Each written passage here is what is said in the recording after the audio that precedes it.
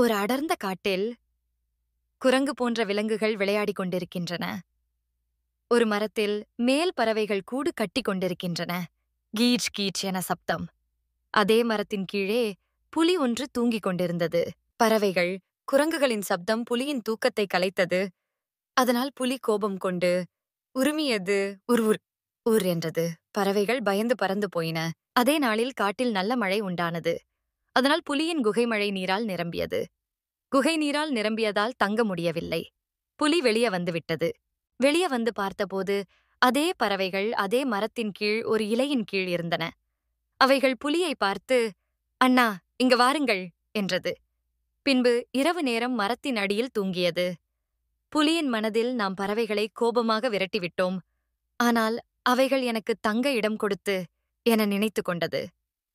பிறகு அவைகள் நண்பர்களாயின். நீதி, அன்பு, கருணை இவைகள் எப்போதும் தோற்றதில்லை.